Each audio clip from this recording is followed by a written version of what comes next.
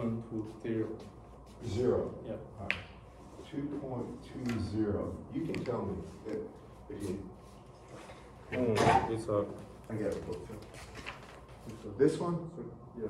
All right, so help me out here. We have a source voltage. And what's the value? 8 cosine 8 at what? 8 cosine Okay. cosine Omega t. t. Yeah, That's it? that's it. Okay. And what's the resist or impedance here? 75. 75 ohms.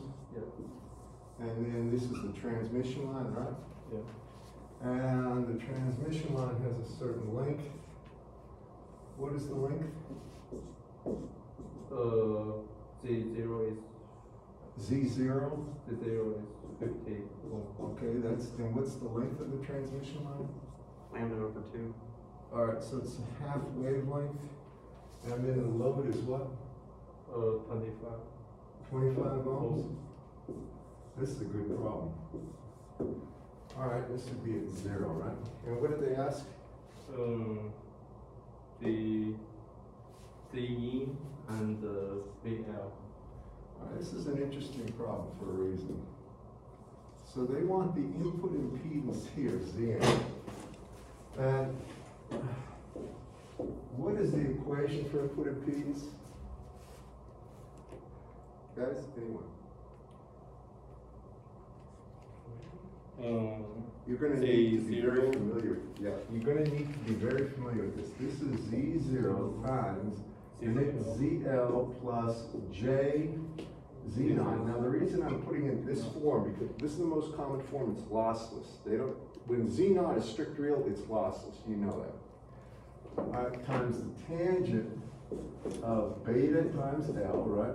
Over Z0 plus J ZL tangent of beta L, right?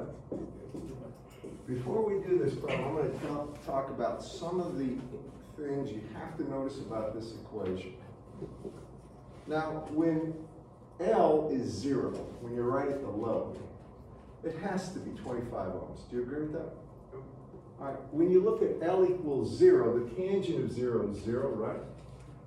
So these two go away, correct? Right? If you have 0 times Z0, it's 0. 0 times ZL is 0. And then you have Z0 divided by Z0, which is 1 times ZL, so it matches, right? Now, the next point of interest is when you're a quarter wavelength in the line. Remember, beta is always 2 pi over lambda. And that's the wavelength along the line. This is a real important point. So when I take a look at beta L, all right, what I'm really doing is getting an argument for the tangent where I'm getting an angle.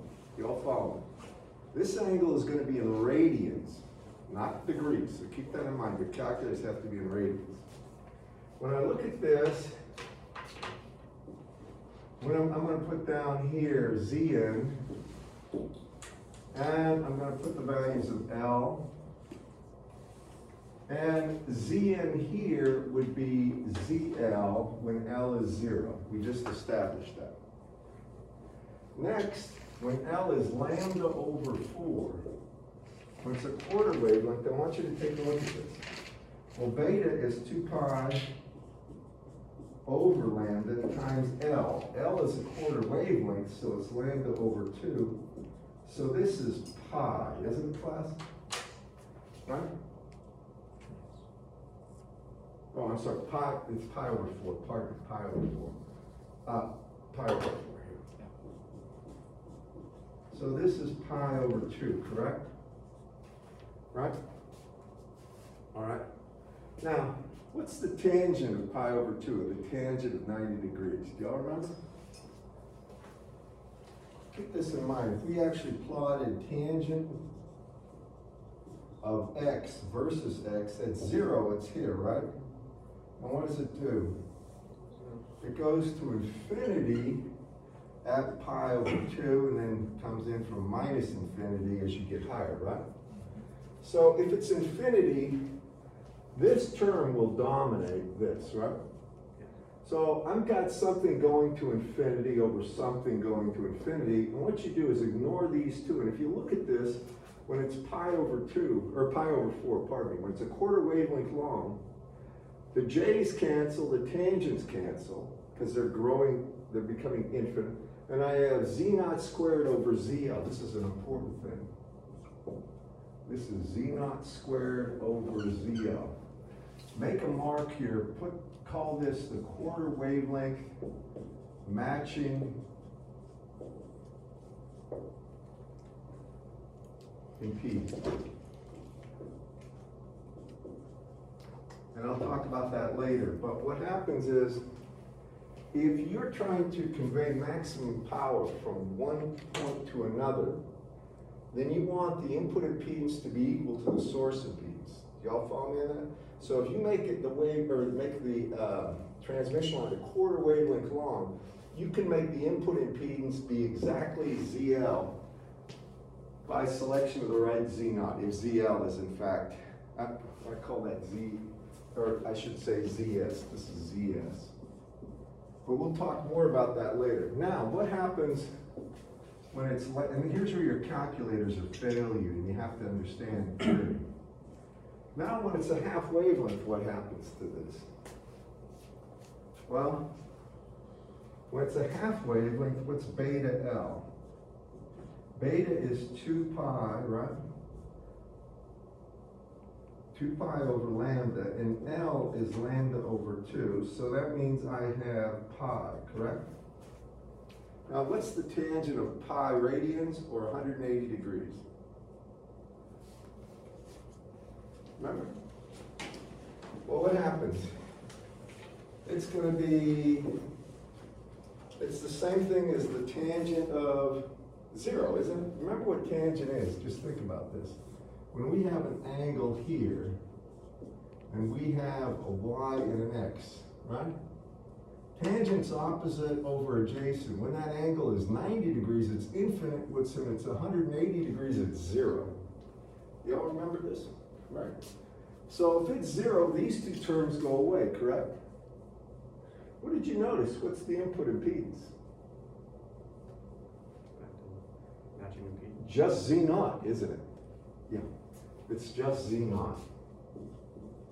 So for this thing, when it's a half wavelength, the input impedance is just 50 ohms. Y'all follow me? Now what is the other part of the question? We got the input impedance. It's 50 ohms, so that's part A, I guess. VL, the instantaneous. Zn is 50 ohms. What? And here's the problem with the calculators before. I'm sorry, let me do. When you look at your calculators and you put in tangent of pi, all right? Oh, I'm sorry, tangent of pi for this one, for the quarter wavelength, you're going to get infinity. And you get infinity by infinity, it'll give you a wrong answer. So for the quarter wavelength here, you can't do that with your calculator, punching numbers. You have to make an observation of the tangents of both are going to infinity. Remember what I say, I'm telling you, because this is a problem. All right, now go ahead, I'm sorry about that. Part B? The instantaneous voltage at the load end.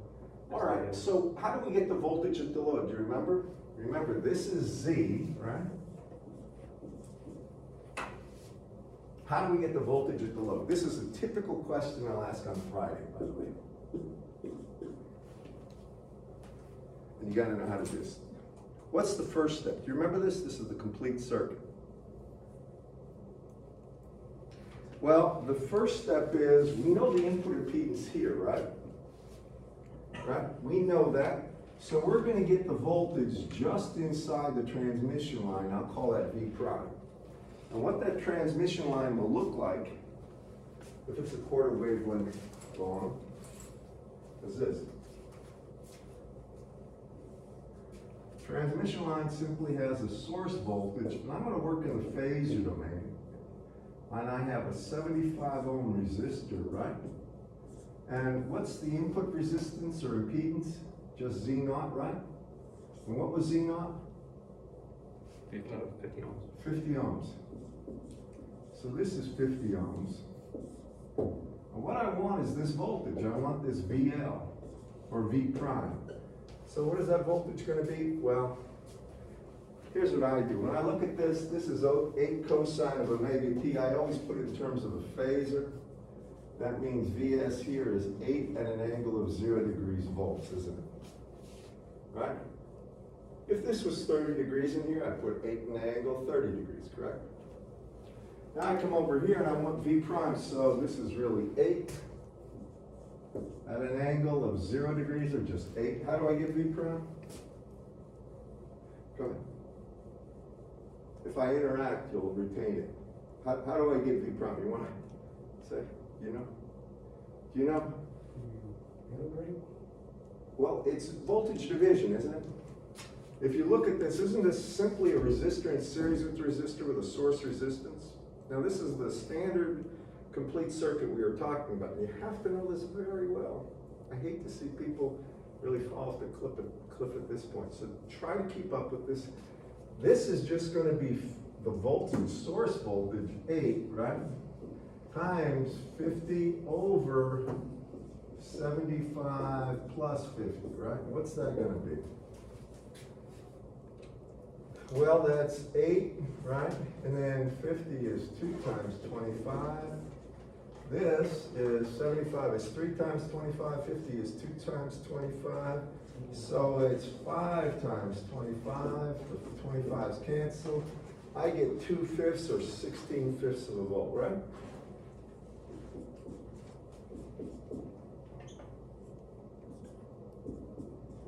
Correct, class? Now, if I have that voltage, V prime, do you remember my next step? I'm going to erase this. What's the next step going to be?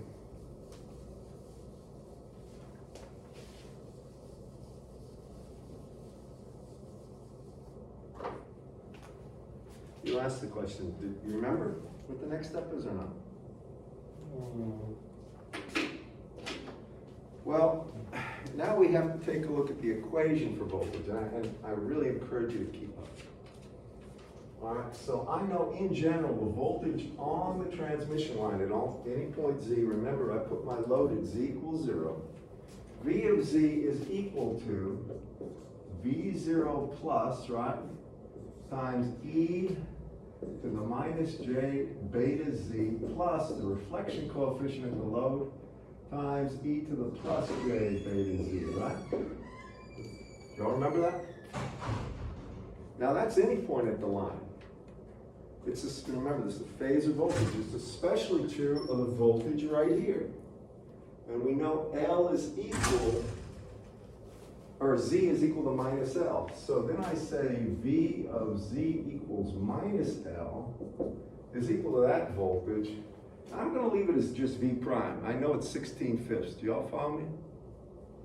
So I can put this equal to V prime right there. And that's equal to E to the minus J beta times minus L, or J beta L. Now your calculators you're going to need. If you have them, bring them out now, because you got to make sure you can do this calculation correctly. A lot of people mess this up. Plus the reflection coefficient. We didn't get this, but what's the reflection coefficient for this problem? How do we get the reflection coefficient based on the home? That's right. ZL minus Z0 over ZL plus Z0, right? Well, Z load is 25, right?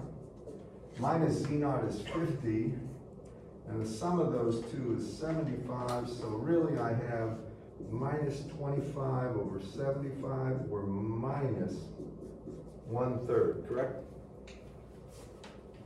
So now I come here and I have, instead of plus, I have minus 1/3, and this is going to be E to the J beta L. I left it as J beta L for a reason. The transmission line is equal to lambda over 2, isn't it? Right? It's that half wavelength long. So what is beta L going to be? Well, beta L will be pi, right? And what is E to the J pi? Do y'all remember? E to the J pi is what? 1 at an angle of 180 degrees, or at pi radians, and that's really -1, isn't it? You all remember that? Right? When I take a look at 1 at an angle, this would have a length of 1. This would be the angle. 1 at an angle of 180 degrees is -1. Y'all follow me? Because this would be the real axis, this is the imaginary. So if that is -1, I have v prime equal to -1 minus 1/3, but e to the j, I'm sorry, this is, yeah, that's plus, this is minus. Now, e to the j pi was -1, e to the minus j pi would be +1, wouldn't it? No, no, it wouldn't. That's the reasoning you'll get. It's actually equal to -1. If you look at this, when you're doing, anytime you have e to the j anything, if this is the angle theta, you have a length of 1 here, and this vector is simply e to the j theta. Y'all follow me? Now, if you have e to the minus j theta, you start at the real axis and you start going clockwise. So e to the minus j pi is really -1 as well. Y'all follow me on that? All right, go 180 degrees, sure. So I have this times -1, or really I have -1 here, and it's going to be plus 1/3, or minus 2/3, right? And this is times, I didn't put this here, V0 plus, right? That V0 plus, that's what we're after. We need that coefficient V0 plus in order to solve this. So I have this, this is V0 plus here, and this is V0 plus.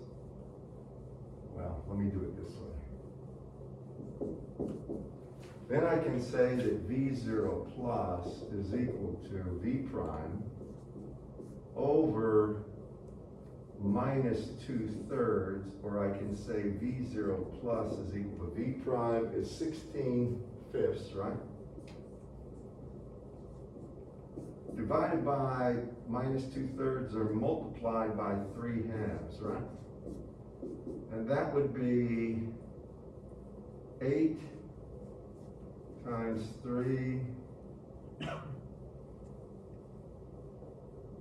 over 5, 24/5 would be V0 plus. Do y'all agree with that, class? Right? The only thing I'm doing here, that V prime is the voltage right at the input here, and I'm setting it equal to this for L is equal to the length of transmission line, which is lambda over 2, right? And so when we do all this, we end up with V0 plus is equal to 24/5. Now, this equation that we have right here, we have V0 and we have gamma L, reflection coefficient. That's the voltage anywhere on that line for any given value of Z. You all with me on that? If I asked in a problem on Friday, I want the voltage when Z is equal to minus lambda over 4. That would be right here. If the transmission line would be a quarter. And you could calculate that by simply putting in beta 2 pi over lambda times lambda over 4 pi over 2 in here and calculating it. Y'all follow me? And I ask that kind of stuff. Now, if you just memorize how to do one problem but don't understand the concept, you really get hammered. And people fail in here. So make sure you understand the aspects of what I'm saying, all of the things. So when I want, that's the voltage anywhere on the line, but the problem asks for the voltage where? At the load. At the load. So how do we get the voltage at the load? Anyone?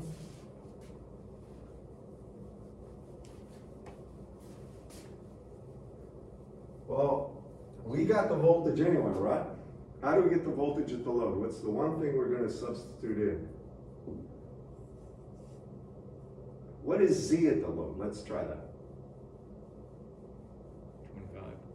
Huh? 25 ohms. what is the position Z? Not ZL. Zero. Z is zero, that's my point, right? Correct? So if it's zero, that means this equation has e to the zero here, or one, and e to the zero is one, so the voltage at the load is just one plus gamma L, isn't it? Right? So therefore I can say voltage at Z equals zero is voltage at the load,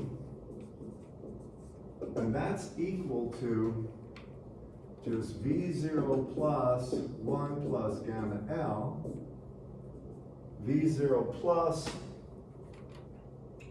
is 24/5. 1 plus and gamma L is equal to,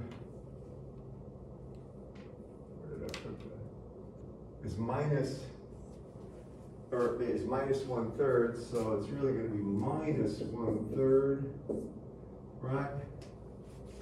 And we see that's going to be really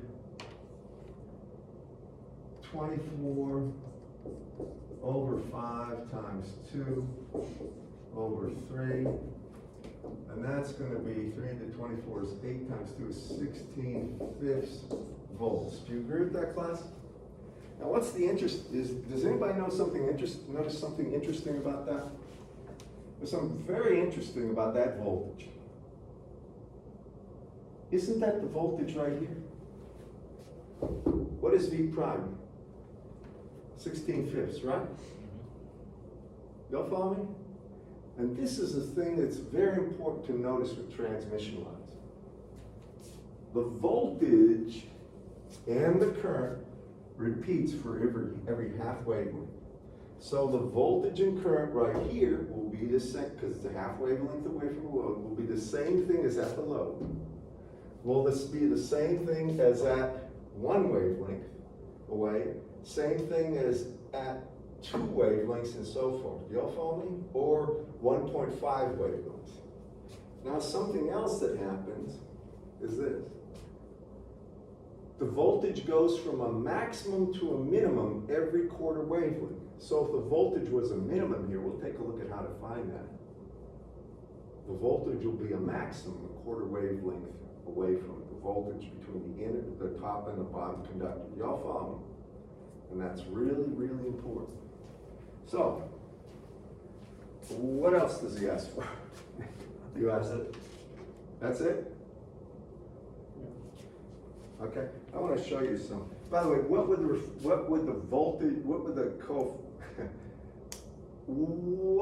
the minimum voltage be on this line? Where would it be? How would we calculate it?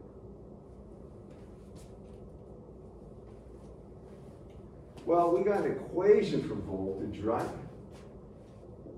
Correct? The minimum possible value this can have will be 1 minus the magnitude of gamma L. The maximum possible is 1 plus the magnitude of gamma L. That's how you get the standing wave ratio. You'll notice when Z equals 0, we get 1 plus gamma L, right? Correct? Gamma L in that case is going to be what? Minus 2 or minus 1/3, right? And it just happens to be the minimum. Here's something you can take to the bank. If you're wondering at the load, if the voltage is a maximum or minimum or somewhere in between, here's how you deal with it. If the load is strict real, just listen to me, and Z0 is strict real, and the load has an impedance less than Z0, then the voltage will be a minimum at the load, because it's a minimal value of impedance that's strict real. If the same thing's true, if the Z0 is strict real, it's lossless, and the load is strict real, like 50, 100 ohms, but the load is greater than Z0, the voltage will be a maximum there, right? So it's a minimum if Z0's less than this, it's a maximum if Z0's greater than that. Y'all follow me on that, class? Now, if it's a complex load, if it's 25 plus J25, then it's neither. It's somewhere in between. And the way you would get that is by just, if you wanted the voltage here, you would simply solve for V naught like we've been doing. Then you would solve this for Z equals 0. But gamma L would be complex. Y'all with me? And that's how you get the voltage at the load. Other questions about the homework? I gave you a bunch of homework, didn't I? What else? That's a good problem.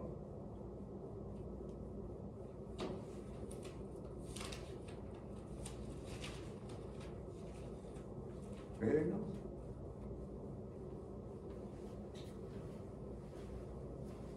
That's really an aspect of the complete circuit. Didn't I give you several other problems to do? And did y'all bring your Smith charts and your compasses, right? Right, you printed a few Smith charts and got a compass.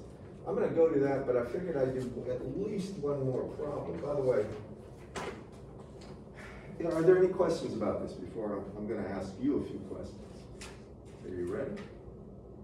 Now I've got the voltage anywhere at the load, right? How would I get the current anywhere at the anywhere on the line? I mean, I've got the voltage anywhere on the line, pardon me. How would I get the current anywhere on the line? Remember? Y'all agree we've got the voltage anywhere on the line. We know V of Z is equal to V0 plus e to the minus j beta Z. We can figure this out, correct, class? We got that, and it's going to be plus the reflection coefficient e to the plus j beta Z. Now we have gamma L, we've got V0, beta is 2 pi over lambda. We know that stuff, right? We've done that. What if you want the current? What is the equation for current on the line? It's what? Well, normally it's I0 plus, right? Times, but the way we did it, because I0 plus can be rendered as V0 plus over Z naught, we render this thing as V0 plus over Z naught. Make sure you know how to do this. This is the kind of question I would give on for Friday, kind of a quiz problem. And then I'm going to have e to the minus j beta Z, but what's next? Do you remember? Now it's going to be what? Minus gamma L, not plus, but minus gamma L times e to the j beta Z, right? And that's the current on the line. Do you agree with that? So if I asked you for the current at any position Z, you could get it. What's the current on the line at Z, or at the load? What is the current flowing through the load? How would you get that? You can do it a couple of ways. Anyone? Well, we could do what? We could do this, right? But we've got the voltage at the load, don't we? So if you want the current at the load, that would be really I at Z equals 0, right? And that would be simply V at the load divided by Z at the load, isn't it? Agreed? Isn't that current? Voltage over impedance, right? That would be the current flowing into the load. How would you get the power? What would the power be dissipated by the load? Well, do you remember how to do it? It was what? 1/2, right?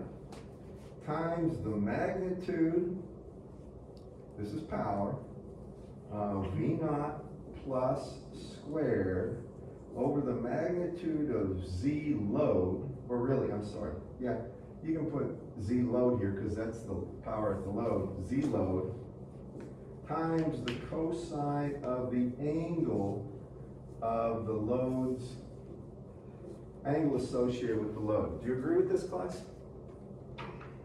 All right, well here we have 1/2, what's V naught plus? 16/5. Oh, I'm sorry, this would be, let me do it this way, I'm sorry. Let me just do it this way for the load, it'll be easier. You would simply take 1/2, right? Then you would take voltage at the load in squared. Voltage at the load in squared, my bad. Because this is, we're at right at the load, right? I'm asking you for the power dissipated by the load, so it's gonna be V squared over the magnitude of Z load times the cosine of the angle of the load. Now, I wanna make this point. Remember, normally what you did when you got power was what? 1/2 the real part of V times I conjugate. Do y'all remember doing that? Yes. When you take 1/2 the real part of V times I conjugate, the magnitude of V squares itself. It'll always be that. You'll be divided by the magnitude of the load impedance, and then you have to put that cosine there. Because if it's strict imaginary, then the angle of the load is 90 degrees, isn't it? And how much power, average power, does like an inductor or capacitor dissipate? 0, right? They never dissipate anything, a capacitor or an inductor, when it comes to average power. They have instantaneous power that's reactive. So this is simply going to be, the angle there will be equal to 0 because the load is strict real, and it would be 1/2 magnitude of VL squared over ZL, and for our problem, what is it going to be? 1/2 magnitude, what did we say VL was? 16/5, right? So we have 16/5 squared over ZL, which is 25. And the angle is equal to 0 because it's a strict real number. So what do you get here? 16/5 squared divided by 50, or you would get 16 squared over, that would be 25 times 50. And that would be in watts, correct? Right, class? All right. So that's how you get the power dissipated by the load. And that power dissipated by the load would be the exact power that you would calculate if you took V times I conjugate there, took the real part of that, and took 1/2. It's all the power is flowing down right there, the load. Okay. Other questions? Now remember, I'm assuming everybody's doing it. And I sure hope you. Excuse me, Say again? may I ask a math question? Yeah. Yeah, it's, so this is number 3. So What's that? how to slow this? How to solve it? Yeah, solve it. Just this part? Yeah, yeah. Okay, we'll do that. Give me a second, I'm gonna erase this. No, it's all right, you're fine. Do you have a calculator? Or yeah. All right. Hey, has a question about a simple calculation. Now, your calculator should solve this, but I'll show you how to solve it if you want to do the steps longhand.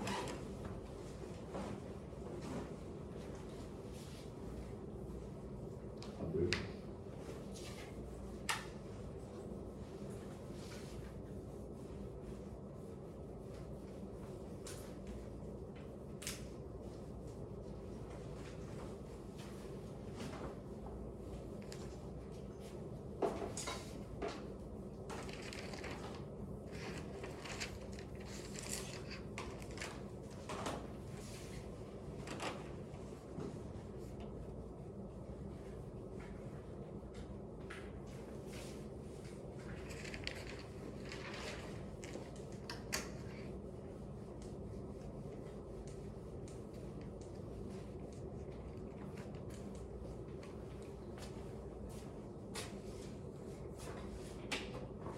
All right, here he's asking for the solution to this.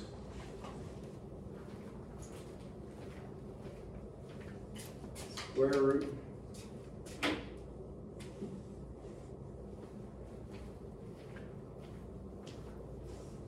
Square root of, and you can tell me exact numbers if you want. Negative 0.79 plus G 0.628. He just wants to know how to solve that. All right, here's a simple way to solve that. I mean, if you got a calculator, you should be able to punch this in and get the square root of it. But the way I would do this, I know this number, and let me do it in a general sense. If I have A plus JB, A in this case has a negative sign, but it's not a problem, okay? In general, if I have A plus JB, that's equal to the square root of A squared plus B squared. That would be the magnitude. Do you agree with that? Always think of the way it looks like in the complex domain. If this is the real axis, and this is the imaginary or J axis, when I have A plus JB, this would be A, and this would be B, right? This would be the angle, right?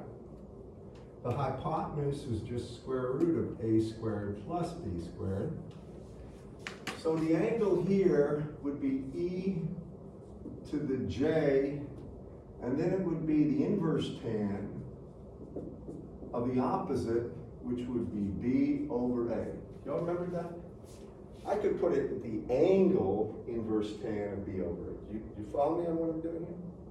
Now, if you have this, you really have a magnitude, which I'm just going to call A0, at an angle, E to the J theta. All right, that angle is going to be the inverse tan of B over A. Okay? You with me on that? So, when I take the square root of this thing right here is really square root of A naught E to the J theta, isn't it? Now, that's a square root of a magnitude, so I can take the square root of that.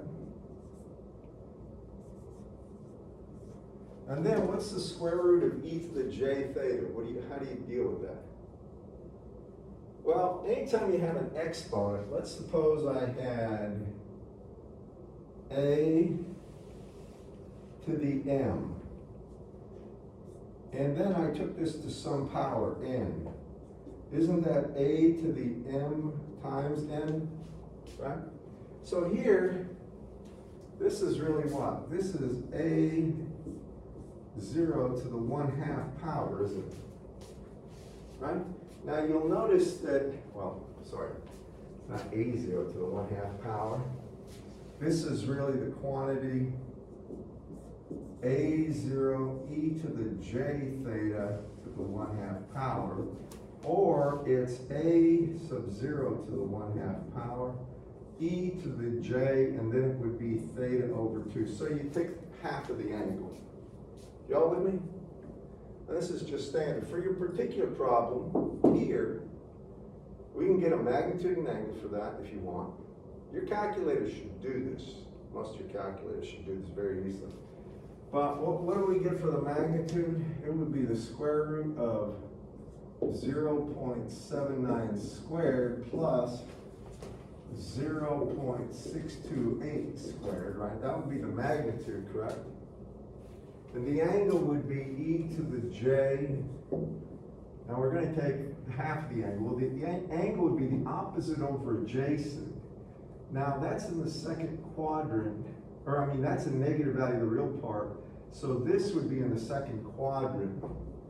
So then we're going to take the inverse tan of 0.628 over minus 0.79. You need to plot that to make sure you get the right angle there. And I have to divide that angle by 2, correct? And that should be the answer. Does that make sense to you, sir?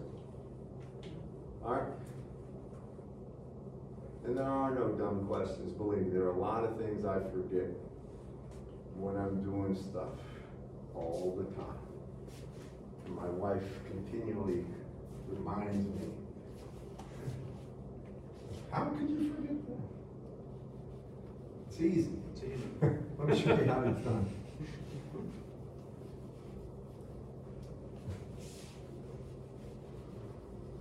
Tell you when it's bad, it's stuff you really don't care about, like add salt at this point when you're making something.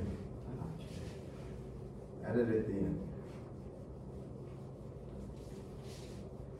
you guys get married, you'll find out that you have to become aware of flaws in your abilities and mind to minimize it. Oh, don't worry, you'll be reminded. What's that? I said, don't worry, you'll be reminded. Many, many, many hundreds of thousands of times. All right, did you have another question? That's a good question. Okay, anything else? If not, we're gonna go to Smith charts. Now, y'all have them with you? Get them out. Get your Smith charts out. You have them? Okay, and you got a Smith chart? Or you got it on your?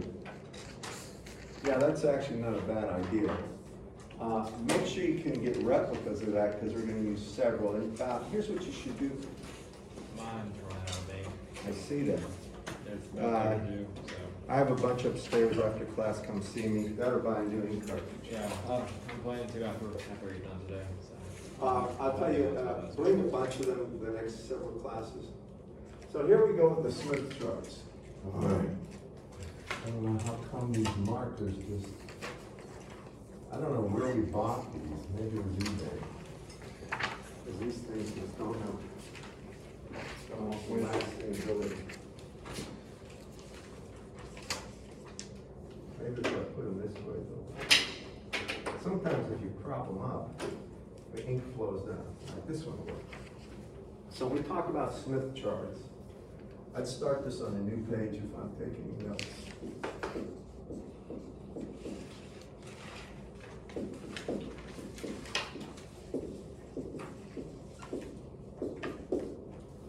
We're talking about Smith charts.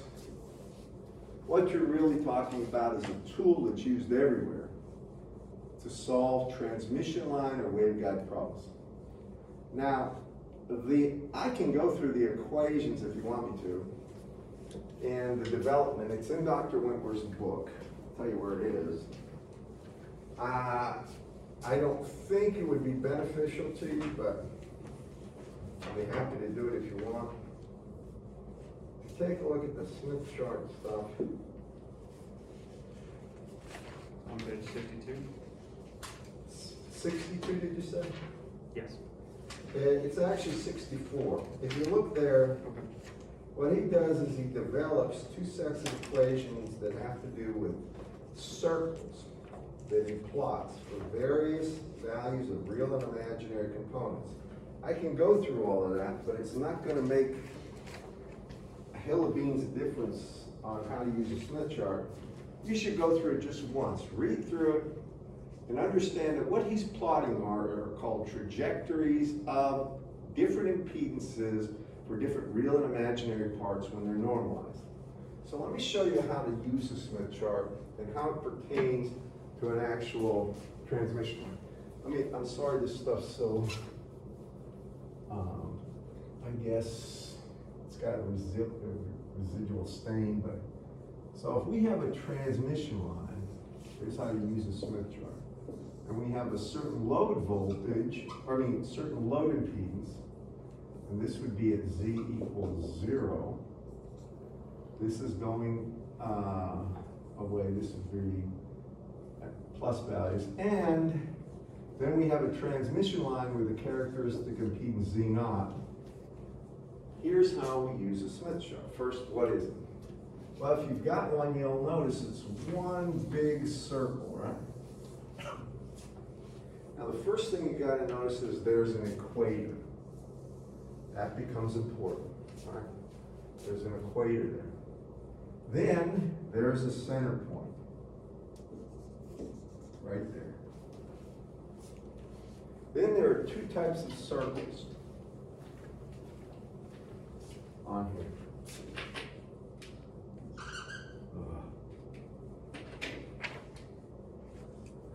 Hey, I'm gonna go to the store myself, I think, and buy a bunch of markers, because these just aren't cutting it. The first sets of circles have centers that are on the real axis. I'm gonna start with this one. This is the most important circle. This is at R equal 1. Now let me say what I mean by that. The first step when you use a Smith chart is you define something called the normalized impedance. And you'll see it as Z sub L is equal to capital ZL over Z naught, the characteristic impedance. So really, it's always a ratio of the actual load to the characteristic impedance of the line. Are you with me? What is that symbol? That's supposed to be a small Z sub L. I Oh, can make okay. it like this, but it won't, it doesn't, it looks like that. Yeah. I Alright, so I make a strip Z sub L like this. I mean, but you can make it any way you want. It's small. So that Z sub L has a real part and an imaginary part. And you should see that in your book. I give you that for instance. Suppose ZL is equal to 25 plus J25. All right, and Z naught is equal to 50. Then ZL, the normalized impedance, would be 25 over 50, or 1/2, plus J 1/2. Y'all follow me? I'm just dividing ZL by Z naught. That's it. Anyway, these R circles represent different values of the real component of the normalized impedance. This would be R equal 1. This is the important one. This is for R getting bigger, and then you'll see bigger and bigger circles, and these would be for like R equal 1/2. Now look at your Smith charts and find these. These are concentric, or they're absolutely symmetric about the equator.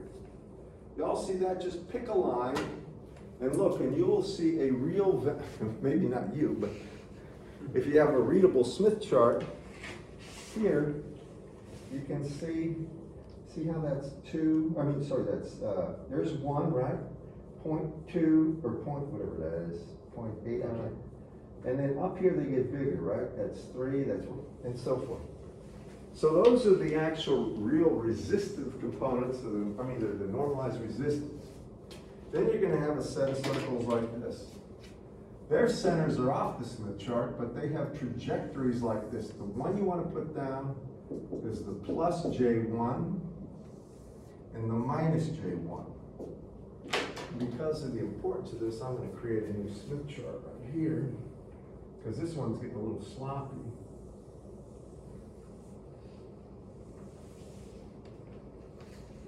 Here's the one circle.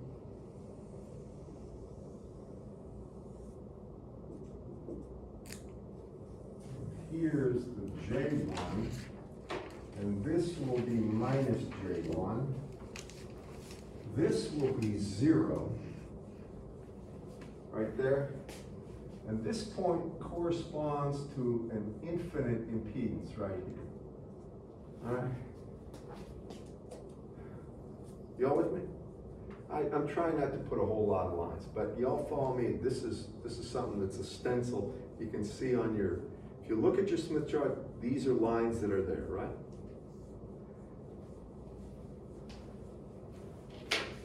So that's the imaginary part, that's the real part. If you're looking at your Smith chart just for a second before we go into more of this, suppose I had this point, or better yet, suppose I had ZL, we're just gonna plot this.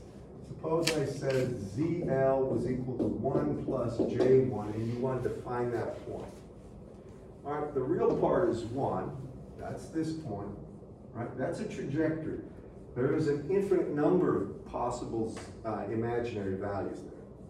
But then the J1 limits it to this point.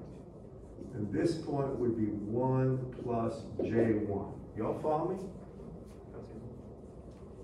Now, if we were looking to plot, call that ZL1, ZL2 is 1 minus J1, where would it be? Well, it's still on the 1 circle, right? R equal 1, but then you would have to find minus J1, and that's right here. So this would be 1 minus J1. Y'all follow me? All right? I'm going to just try to expand a little here so you can see. Now, if I wanted to plot the point ZL3 is equal to 2 minus J1, look at your thing. You see how the 2 circle is inside the 1 circle. This would be 1, and that's an exaggeration, R equal 2. Y'all see that? All right, so when I look at 2 minus J1, where would it be? Well, this is the 2 circle, right? J1 is here, so this would be 2 plus J1, right? You agree with that? Yes. Where would 2, or I said minus, make that plus, 2 plus J1, pardon. Where would 2 minus J1 be? I call it the conjugate point, and that's right here. This would be 2 minus J1, right? Final thing, you all with me on that? Now, where's the point? And I didn't draw these lines. Suppose I said ZL4 is equal to 1/2 plus J1/2. Where's that going to be? They aren't, I didn't show you that, but J1/2 is somewhere out here, if you look. And you're going to see this. And then when I look at real part of 1/2, that's outside the R equals 1 circle. That's going to be out here, isn't it? Y'all see that? So when I look at 1/2 minus J1/2, this is going to be the 1/2 circle. And this is going to be a J1, so it would be right here. Plus J1/2. Agreed? Where's 1/2 minus J1/2?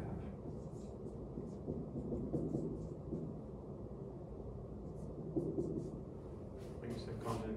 Yeah, what you'd need is, well, I need a J minus J1/2 trajectory, and it would be here. And the way you can get that is just take this and fold it along the horizon, and this point will overlap that point. Y'all with me? All right, so I'm showing you how to plot. That's how you plot things on a Smith chart. That's the first part. Second part is this. And I'm trying to do this in a way that will make absolute sense. The first thing we can use a Smith chart for is to find the input impedance anywhere on the line without ever using that crazy complicated formula. Now remember, if I want the input impedance at any distance down the line, you don't need to write this down. If I want Z in, that's equal to Z naught times ZL plus J Z naught, tangent of beta L, over Z naught plus J Z L, tangent of beta L. Y'all remember that? I mean, we can solve it for any length down the line, but this thing will, and this isn't the real strength of this, but it's the beginnings. The way we can figure out the impedance using a Smith chart anywhere on the line is this way. Take your Smith chart. I draw a lot of these. There's the horizon, there's the center, and here's the 1 circle. This is the way I always start if I'm trying to freehand this stuff. This is the J1, this is the R equal 1. So we're gonna find the input impedance of the Smith chart, or of a transmission line, and we're gonna do this. I want to make sure you take a look at your Smith charts when I'm doing this. I'm going to give you a problem first. So I'm going to have ZL equal to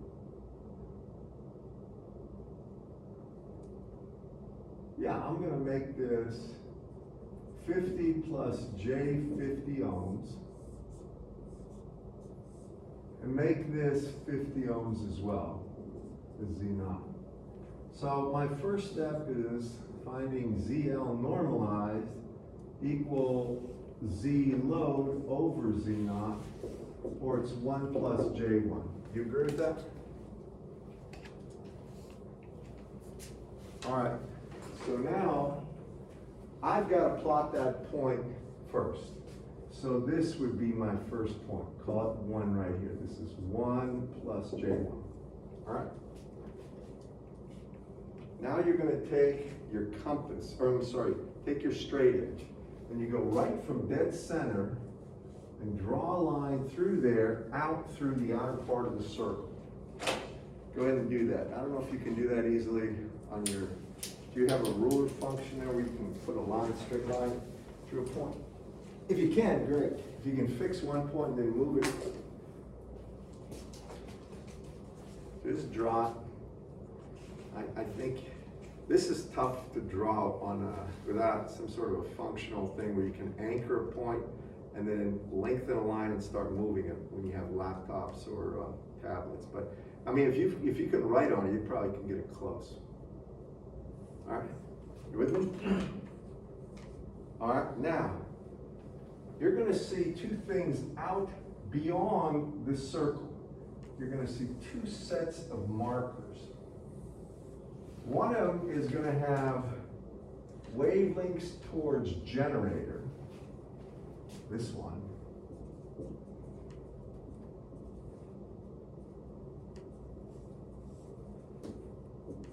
Toward generator. And then you're going to have another one that says wavelengths towards load. Can you see those two things?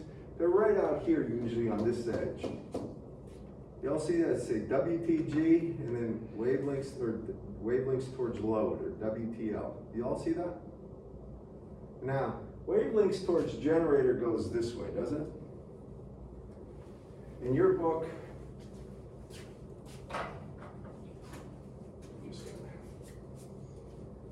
or when I say that, I'm going to be careful.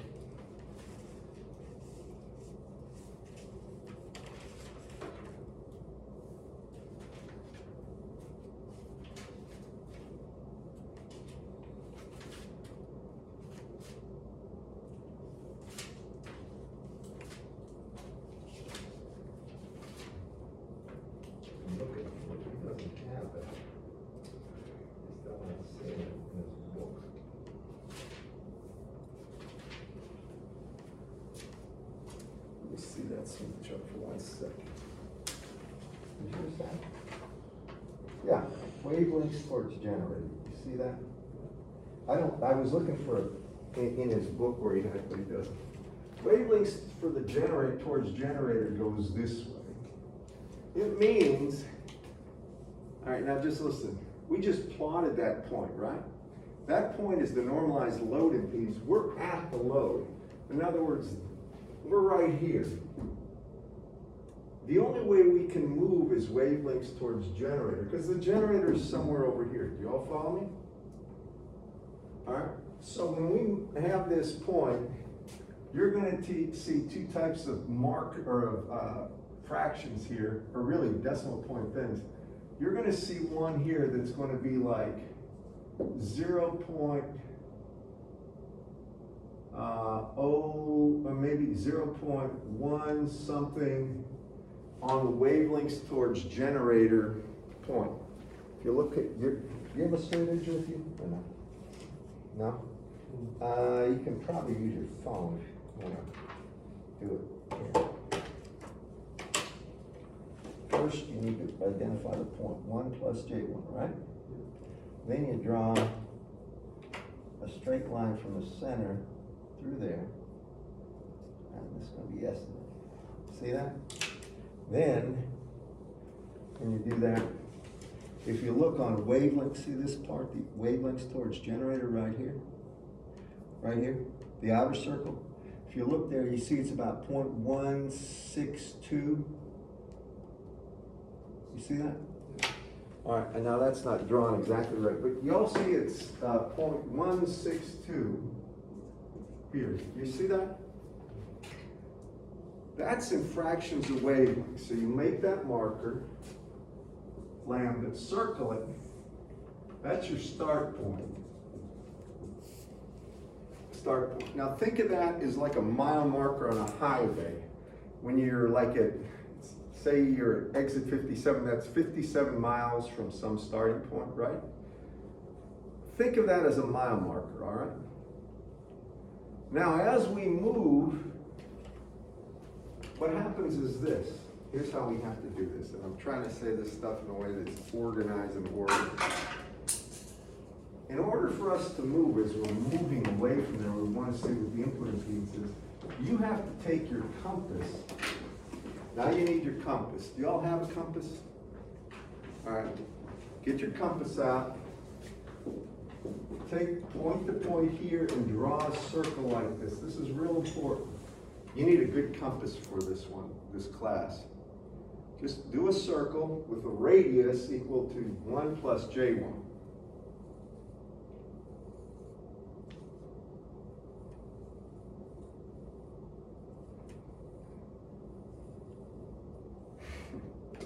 Y'all with me?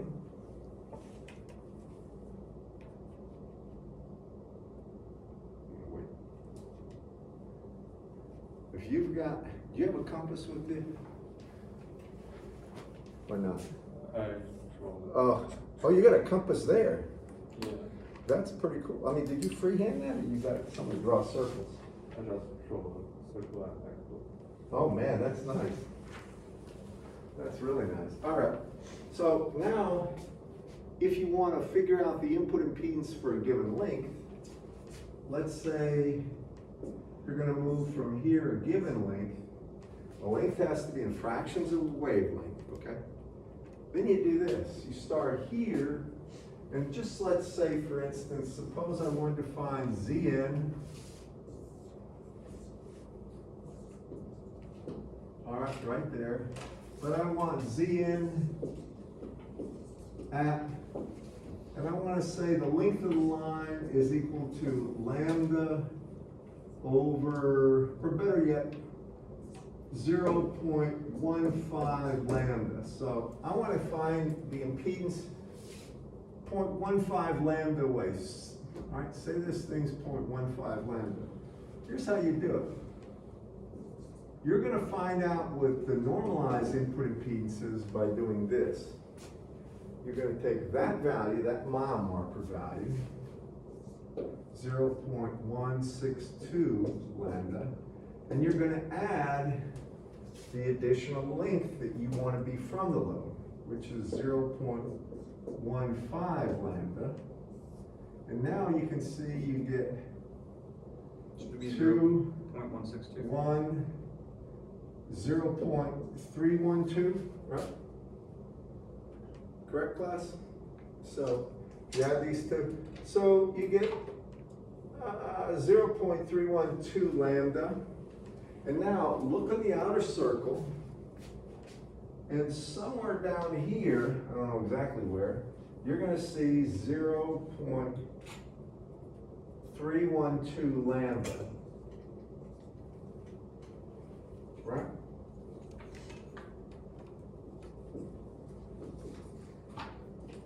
Y'all see that? You gotta fuss, you gotta look carefully, but I'm not sure you can look carefully, but Yeah. does anybody have an extra Smith chart you can borrow? I'm using the one on my computer. No, here, grab that one. Do you have a compass and straight edge? No, I didn't know I was getting those after this class. Make absolutely sure you have that, because you're gonna absolutely need that. And you can't use like an iPad for the test or for the quiz, so make sure you get a compass. Thank you. You need to look. See, and the other one, you want 0.312. So if you look out here, see how it's 0.22 right there? Keep going, 312, so that's 0.3, 0.31, right? 312 is right there. You're right. That's right. Draw another line through there. That iPad's pretty cool. So we draw a straight line here, through there. Actually, yeah, like this. That's not much of a straight line. Now, look at this point right here. All right. When you look at that point, it's going to have a real and imaginary part. The real part, or the imaginary part, will be like this. If you look at the line that pierces that, it's gotta come in perpendicular to this, it's minus J something, I'll get that something in a second. And then it's got a real part, right? So the circle itself, the real part of this is gonna be something like that, right? Can you all see that you're gonna have first a trajectory that pierces that and comes out this side? You all see that? And it's got a minus J something, I can't tell you right off the bat. Then it's got a real part here, right? The real part's gonna be less than 1, if you look. And the way you get that is now you gotta look at this line approximately. And let me look on yours. Oh, you don't have a compass. You got a compass, don't you, over here? No, look at yours. All right, so.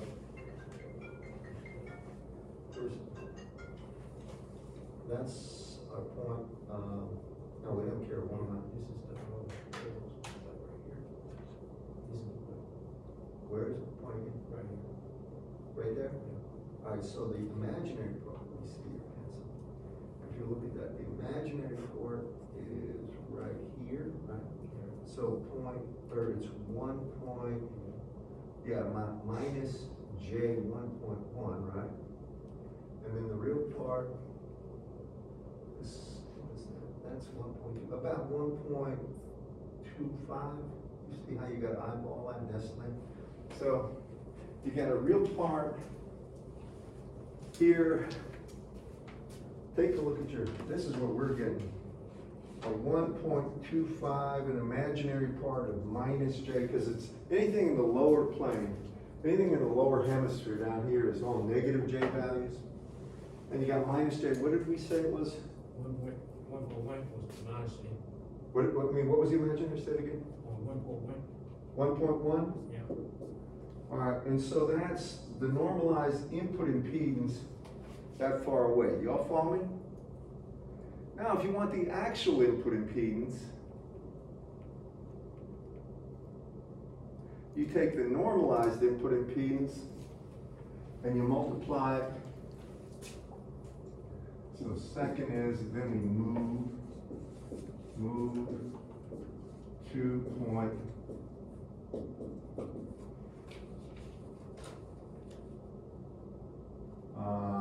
0.1 or 312, pardon me, 312 lambda, and we read Zn normalized is 1.25 minus J 1.1. Then we find the actual input impedance, and we take simply Zn, and we multiply it by Z0, because we normalized everything so we could use a Smith chart. We divided by Z0, now if we want the actual impedance, we multiply by Z0. And that means Z0 in this one was 50, so I take 50 times 1.25 minus J 1.1, and that will have a real and imaginary value, correct, class? And you can compare that to the values you would get using this, and you'll see they're very, very close, okay? We gotta cover one or two other points. This is just using this to calculate the input impedance. Now, another thing that happens, if you look at this, when you look at the outer ring with wave, and that's the one we use most of the time, wavelengths towards generator, you're gonna see this point on the outer ring there as 0.25 lambda, or 0.25. Do y'all see that? Right there. This is infinite as far as the real part right there. Both the real part and the imaginary part are going to infinity, right at that point, the rightmost point of the circle right here. Now, you all see that 0.25? If I keep going around here, you're going to see this point being equal to 0 or 0.5 lambda. You all see that? See how it starts at 0? Now look at your Smith chart. It should start at 0 right here. You can forget this one. But as you're going around, that's a quarter wavelength, and this would be a full half wavelength. So it can be 0 or 0.5. Do y'all follow me? Now this is a real important point. Remember earlier I said anytime you go a half wavelength, the stuff repeats itself. So anytime, if we're going from here, and we're on this circle and I go all the way around a half wavelength, I'm back here. If I go 3/4 a wavelength, I'm right here. Y'all follow me?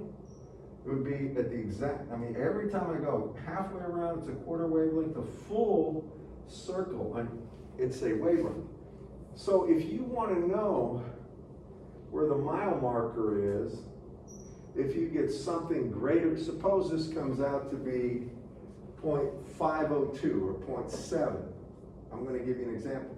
Then you subtract half wavelength from it. Y'all follow me? You can subtract as many half wavelengths or add as many half wavelengths. So this number is between 0 and 0.49, basically. All right? Let's do that. I think I'm about out of time, but let me just finish this point. So that was, I'm going to leave ZL normalized the same so we can use this trajectory, and now I'm going to do something. Now I'm not going to move 0.15. I'm going to say, I'm going to move L equals 0.4 lambda, and I want to know what the actual value of Zn is. 0.4, not 0.0. You with me? Okay? So now, I've already got Zn normalized. 1 plus J1, I got that, right? So now, I say, well, that was a mile marker 0.162 lambda. That's that mile marker. I've got to add to it this additional distance from the load, right? So I add to it 0.4 lambda, and I get 0.562 lambda, right? Now I notice that is greater than 0.5. It's more than a half wavelength, so I subtract a half wavelength from it. So I take this minus 0.5 lambda, and I get 0.062 lambda, right? Now I come out here, and I say, well, 0.62 lambda is right about, 0.062 is about here, I think. Take a look. I'm not sure exactly, but on wavelengths towards generator, 0.062 lambda is about there. Take a look, see if you can see it. Sometimes my eyes just aren't as good as your eyes. Most times that's true. Now look on the outer side, see how that's 0.4 right there? So we want 0.62 is right there. All right, so you can mark that. And then take your straight edge and draw a line from the center right through that point. So 0, it's actually a little higher than what I showed you. It's about here. This is 0.062 lambda, right? Y'all got that? You got, I mean, I feel for you with that iPad. Are you with me? How come that's there? Now draw a line straight through the center and this point like so. And give me the values of the real and imaginary part right there. The real part's going to be less than 1, and the imaginary part is plus J something. Now remember, the real part is going to have to do with a circle that looks like about that, right? And the imaginary part is going to be a trajectory, it's going to be a small value, like this. Don't go through that point. You got to look at where the trajectory intercepts there. So what do you get?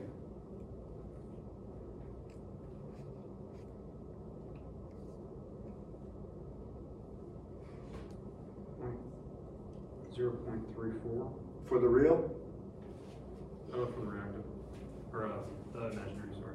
All right, so you got a J 0.34, did you say? Yes. What do you get for the real part?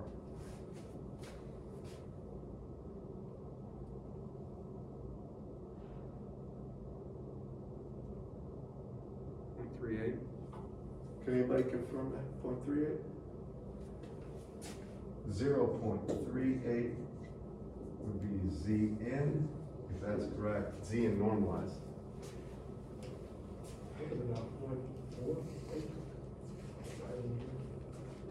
What's that point we're looking at? Yeah, that's, no, see, look, you're on the trajectory, see this point, see how this comes down? So that's the point. Yeah, oh, I'm sorry, you were reading it right, and this would be 0.32. So it should be about 0.48, not 0.38. Okay, check yours again. Oh, you're correct, actually. What's that? You're correct. Okay, and it's real easy to mess up. That's why if you wear glasses, bring them. And if you got problems like I do, make sure you have glasses when you're doing these, okay? All right, class, I'm over by 5. I owe you 5 minutes somewhere, but, and if you have any questions, you understand so far what we're doing? Now, we can get standing wave ratio from this. I'm gonna give you some video that the woman did a really good job explaining this with an iPad, by the way. So you might learn some tips from how to use an iPad. But this Smith chart stuff, you can get standing wave ratio, but the real benefit of this you're going to see is how to do something called impedance matching. We're going to add things to that transmission line to prevent any reflections. I'll see you on Wednesday. I'm going to do some homework and stuff, but it's good seeing you.